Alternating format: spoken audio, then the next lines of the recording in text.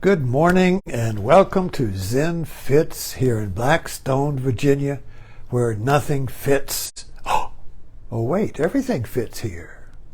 Everything fits. That's why when I say, welcome to the center of the world, when you're at the center, everything fits. If you go to the North Pole, all the roads come to the North Pole and everything fits. If you go to Rome in the Roman Empire, all the roads lead to Rome and everything fits at Rome. If you go to the Vatican, all the churches and all the saints and all of Christians, Catholic Christians, go to Rome, the center of the world, and everything fits at the center. Protestant broke it up. It said, well, Episcopalians are the center, Baptists are the center, Presbyterians are the center, the Quakers are the center, the Methodists are, it broke up the center. Now every doctrine or dominion was the center. And every community had the center, their church. And you notice the churches have a little pointed finger. I'm the center. All the roads. So when you go to a community like here in rural Virginia, there are these little churches out there, all with different names like the Faith of Jesus or the Lion of Judah, and all these are creative names. It's like yogurt. Each one has its own little flavor, and each one is the center of a little community. The farm families and the people will go, and on Sunday you may have 10, 15 cars there, maybe 5 or whatever, but the families come and they go to the center where everything fits. You go to church on Sunday,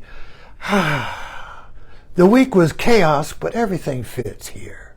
The week was hell, the world was fragmented, the world was confused, but this is the center. Here everything fits. The silence, the worship to the one, you see. So all these little communities, if it's Protestant community, which broke up the big loaf of, you have to look at Catholicism as a big loaf of bread, right? And it was the Roman Empire with the Pope. The Roman Empire united all of the Western world.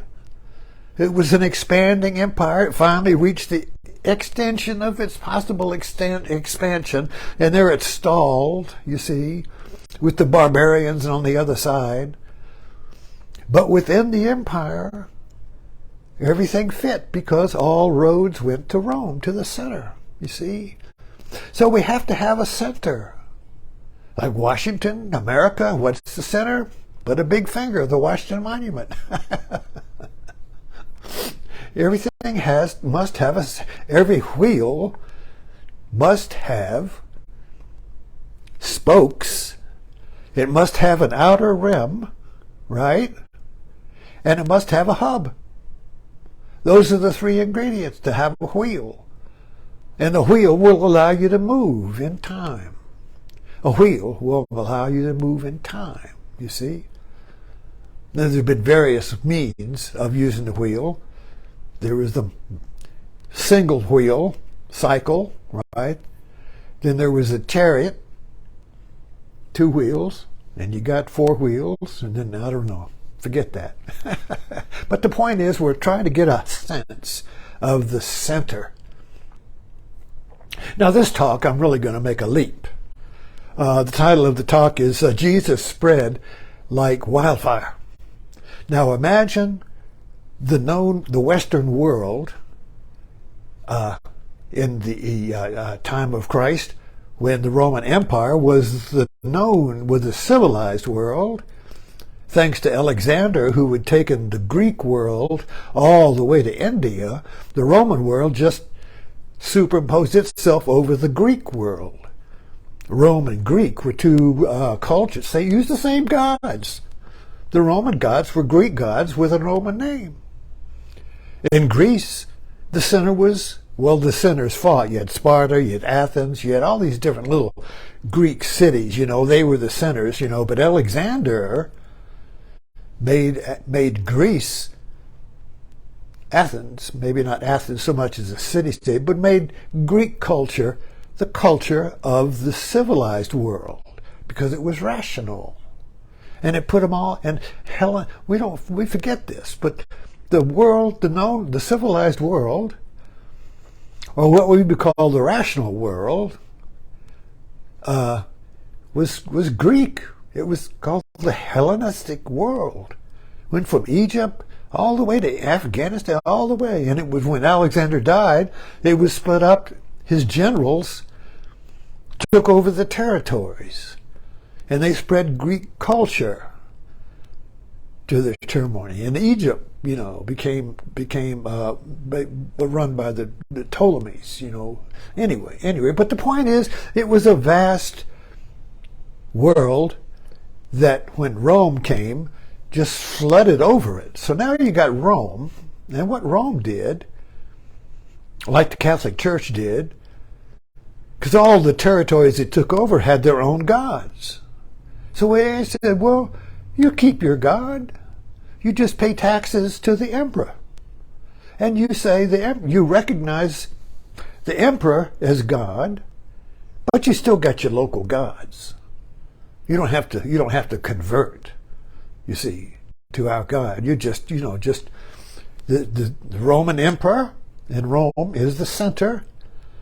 And you can benefit from all of this integration of commerce and everything by just paying taxes to Rome.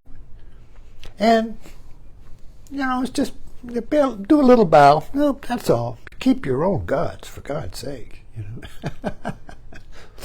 If you notice, it's interesting history that Augustus, after the death of Caesar, when Augustus removed all of the challenging generals, Antony and different generals who wanted to be emperor, and he beat them all, he became the one, and he made himself a god. So now the emperor became God.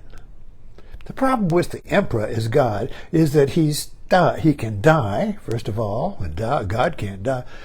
And also, too, the emperors after Augustus became kind of corrupt.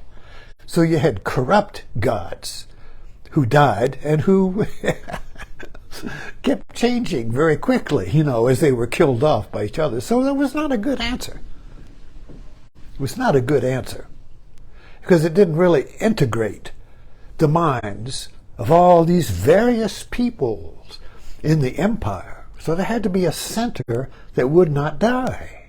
There had to be a center that would hold in the winds of history and the revolts and and hold them all together, but at the same time being local. See, that what they wanted to. What was the magic formula that could make this society, with all of its diversity, languages, religions, you see, beliefs, and their own local history, and families, and all of this? How could you hold them together in one vast wheel?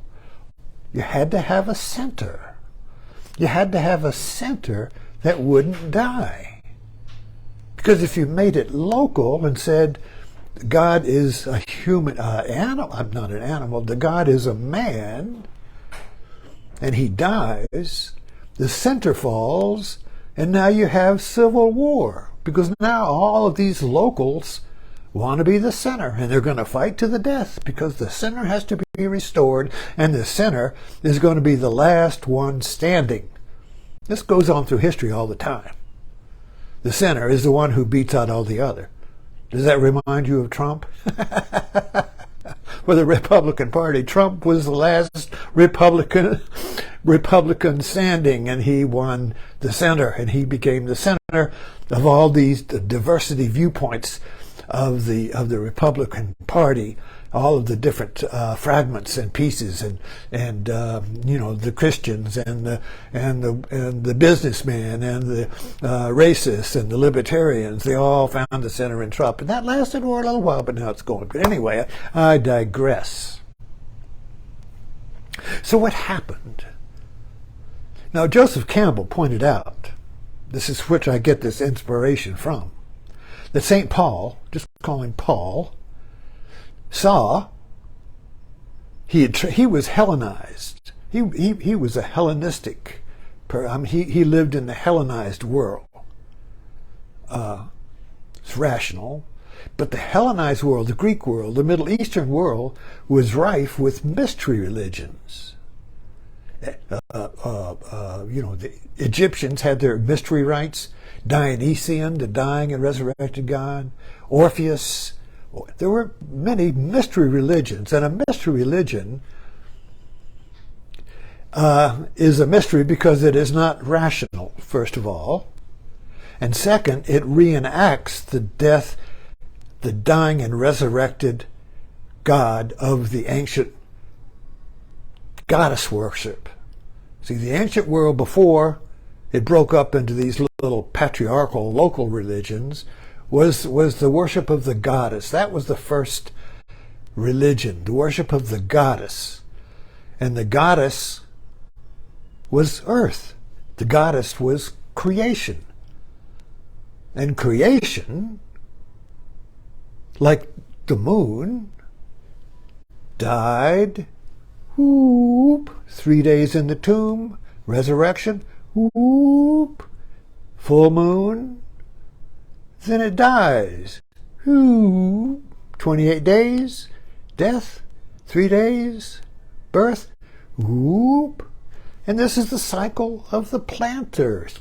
Farmers go by the moon. And so you have the seasons, winter, spring, summer, fall, death, cycle of death. So this was the cycle of the planting societies. And you know yourself, you have to get in alignment. If you want to survive, if you want to get life, you have to get into alignment with the source. Children, because they haven't left home yet, get in alignment with the mother. They're in alignment with the mother from the beginning to the end when they leave home. They're born out of the mother. They suckle the mother. They gradually extend themselves from the psychological womb of the mother until, boom, they break off and go on or off their own. And it's the father then that points the way and leads them to the greater world. So these two worlds work together, but I hope I'm not digressing. The point is that life gets in alignment with the rhythm of life. Farmers do this. Farmers are in rhythm with nature. Their whole life is structured on the spring, the planting, the harvest, the nurturing and the harvest, and then the sleep of winter. And it goes like this. It's a cycle of the earth, People who are in alignment are that, well, very grounded. If you get in alignment with the city, if you get in alignment with the civilization and the urbans, you see, you're out of alignment with the earth. And this is right there. You can see the contradiction in America. You got the rural mythology of being in alignment with the earth, the farm, being grounded. And then you got the city people, you got these urban intellectuals, academics coming in and trying to tell these farmers what to do, trying to stuff it down my throat, you see, trying to stuff it's all mythology. Anyway, I hope I'm not going too far here, but we try and get back to Jesus spread like wildfire. Jesus spread like wildfire. So Paul, according to Joseph Campbell, who was my mythological guru, he believes that what Paul really realized, since he was well versed in the mystery religions of the day, dying and resurrected son, but their gods were more abstract, like Dionysius, Orpheus, and in Zoroastrianism of Persia and in Egypt, they all had this dying and resurrected sign. Isis in Egypt, all of them had this dying and resurrected son that was in alignment with the Great Mother. But now you see the Roman Empire was fragmenting because their god was some nut in Rome. He was kind of like the president was God in Washington. Well, who's going to worship that nut? You see what I mean? The Roman Empire was a very fragile god because it was human and he was not eternal. So they need something to be a hub.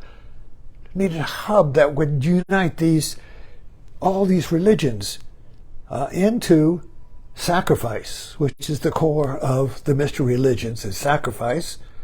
Even today, the highest act in our culture, the highest level of human virtue is the sacrificial life, the sacrifice of the soldier, or maybe particularly who gets the Medal of Honor. The Medal of Honor is awarded to the soldier who sacrifices himself without any self-interest. He sacrifices himself for his men, not for himself. He could run, he could hide, but no, he goes into the fire for his men, his family, his people. So you keep expanding that circle then.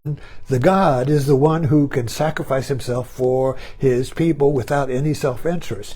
And that is a divine act because the ego cannot sacrifice itself without getting something out of it.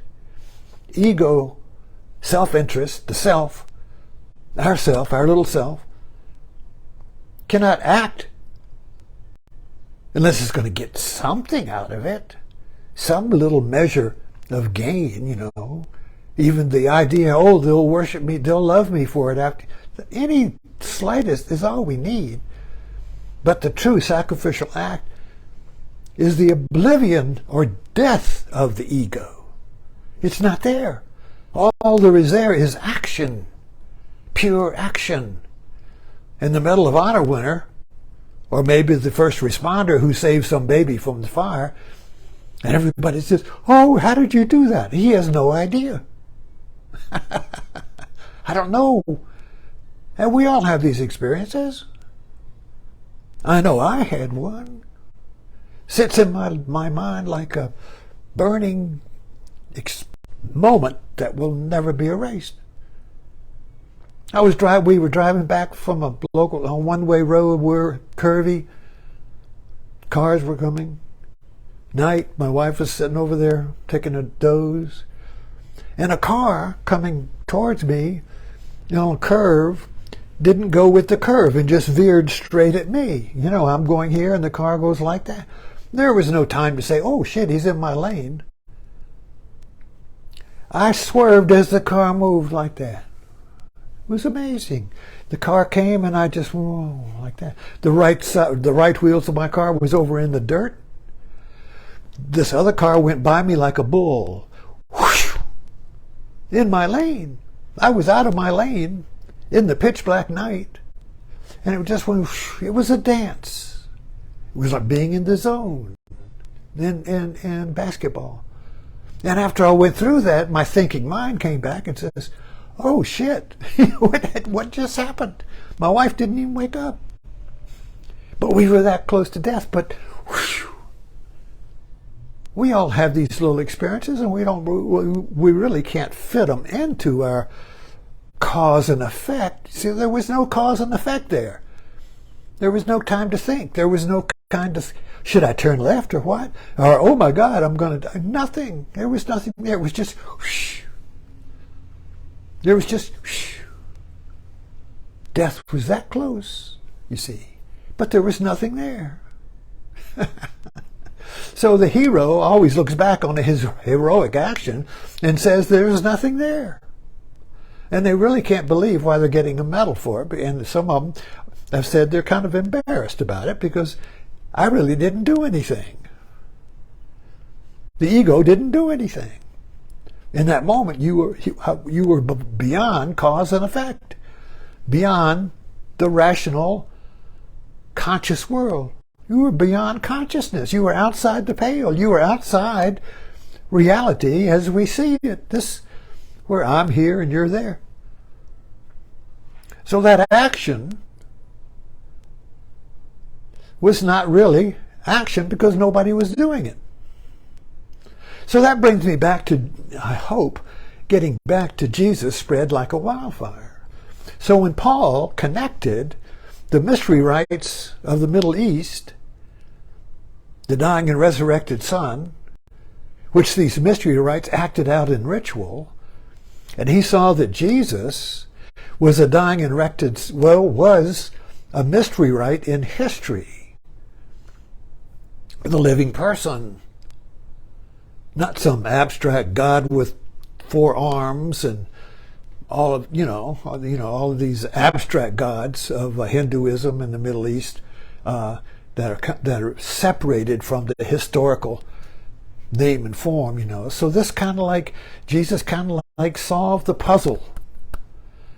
How can you have a God that is both human and not human at the same time? How can you have a God that never dies, that is eternal, but is temperate and human and dies? How can you put these two together? How can you put eternity and time together? How could you do that? So that was the genius of Paul. You see, he saw that the story of this Jewish guy who got crucified and had a little following, and whatever the story is, it was a story, a little remote story, it's like reading about some guy out in Kansas. Jerusalem was a outback, in the Roman Empire. It was like dirt farmers or whatever. Anyway, crazy people, whatever, But the point is, he put them together.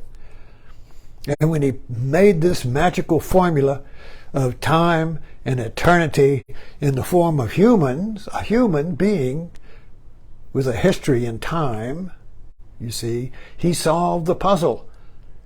And it spread like fire and tinder. It spread over the Roman Empire. And it began to solidify, as Constantine made the shift from the emperor being God to Jehovah being God. He made the final synthesis, for the Roman Empire, which then became the Holy Roman Catholic Church. And here we are today. Here we are today. But this formula, see, this is the problem.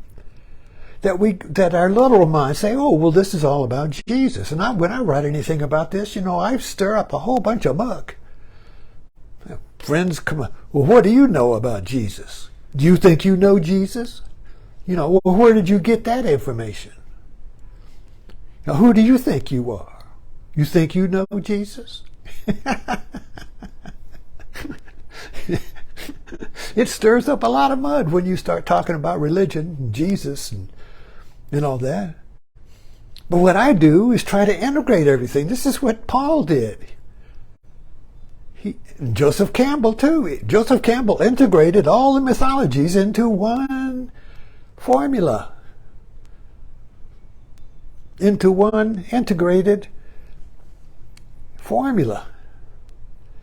And then Paul integrated all the mystery religions into one formula, which is the heroic act of sacrifice. What do you think Apocalypse Now is about? I just spent a week meditating or writing about that. That was about the sacrifice, the killing of Colonel Kurtz by Captain Willard, who performed the sacrifice without personal gain. It was a pure act. It was a pure act without ego when he killed Colonel Kurtz, I don't want to get into that. Please don't let me go there. I'm trying to, let's get out of this story right here. But you kind of get the point. We're looking at this core formula of the act that is both death and life. The act that is not from the ego. The act that is not from self-interest. The act that is not from desire. The act that is pure and innocent and clean That's what we all want. Oh, if I could just act purely, if I could just act without all of this ego, weight, and doubt, and, oh, is this a good thing to do or a bad, and all this wobble, and all this wavering, and all this talky talk in the mind. We want to act cleanly. We want to be pure. We want to be innocent. We want to just do it without without weighing and calculation, but we can't get out of that because should I do this?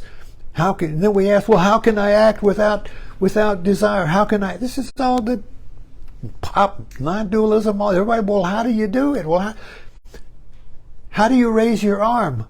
Well, you just do it. I raise my arm. Oh, how do you do that?